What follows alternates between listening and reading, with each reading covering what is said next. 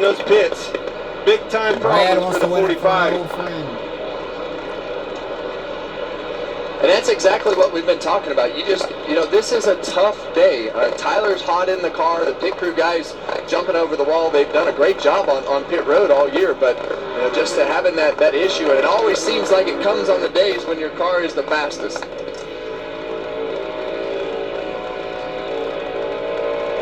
So 30-some, as Joey Logano pits, 30-some of the best drivers in the world are getting beat by a guy with a broken femur who is still recovering, but boy, is he motivated. That's Brad Keselowski. You see the right side tires are going on, and right there he's going to have to jack it back up because the right front lug nut is not on. The good thing is they acknowledge it, but that pit stop 16.9 seconds. So now instead of maybe being right up there back battling for the lead, he's back in 6. He's over 11 seconds behind the leader right now, Brad Keselowski. Another advantage to short pitting, as far as we run now, if the caution comes, even the guys that pitted late in that cycle, everybody's coming back to pit road for 4 tires. Well, let's look at somebody who's been moving forward and doing quite a job of it. That would be Ty Gibbs, that white and blue Toyota. Doesn't surprise me a bit, Kevin. Extremely fast run. And what a turnaround, because Ford's did not lead a single lap here last Labor Day. Well, it's exactly what we talked about. He just needed to qualify better. Even last week at Las Vegas, he was able to work himself towards the front of the field by the end of the race. But it took all day, and those stage points reflect exactly what you just said. When you don't qualify good, you don't get stage points, and that's what they needed to do better. But even then, he's kept himself up in the points, and right now he would sit 5th in the points if it ended. That's exactly right. I just looked over 5th in points for the 6-car Brad Keselowski.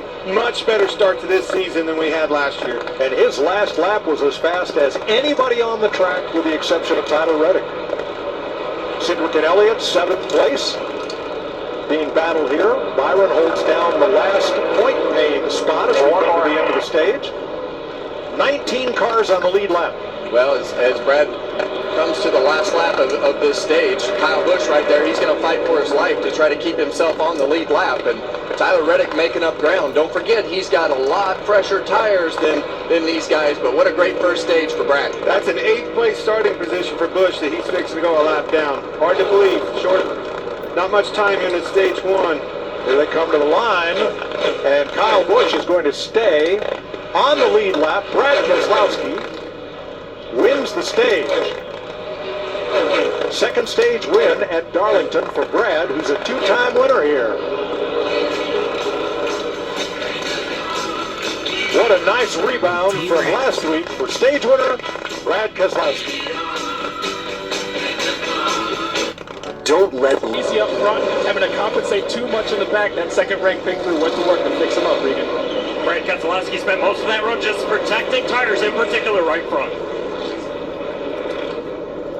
Hey guys, look at Blaney's got trouble. Yeah, he had to stop in another pit to get a lug tight. Sure he was going to win the battle off pit road and had to stop to get that lug tight. And I'm glad you said that, because our leader, Keselowski, had trouble. Also, Kyle Busch is still on pit road. They're looking at something on the left front corner of his Chevrolet. Kyle Larson beats Chris Buescher and Brad Keselowski off pit road in the first caution flag stop of the day. And Brad Keselowski trying to end that 64 race winless streak.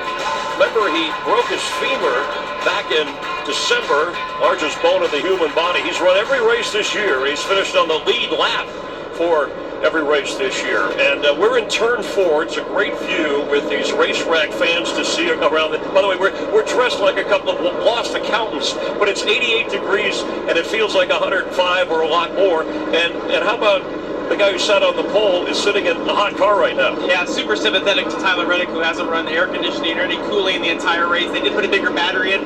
Hopefully he'll recover, but most likely not going to be able to cool down his car. It's going to be a tough day for him. Has the fastest car, and Ryan Blaney is the other one.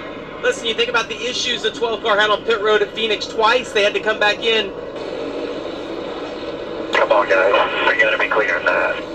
We just cannot do this. We've got to clean it up. We cannot afford to make mistakes like this. Yes, sir. Blaney will restart 20th. Now, Bubba Wallace also had trouble on his pit stop. And this is, watch the left front here. Where the stop's done, the jack, whoa, whoa, whoa, we're not tight. Yeah, you see that carrier right there, like hanging on for dear life, trying to tell him that, hey, you gotta stop, do not take off. They did not want that wheel to come off on the racetrack, but he did a good job of being very affirmative, very direct, stop, stop, stop, and got in the way, got in that windshield and got the driver stopped. So 3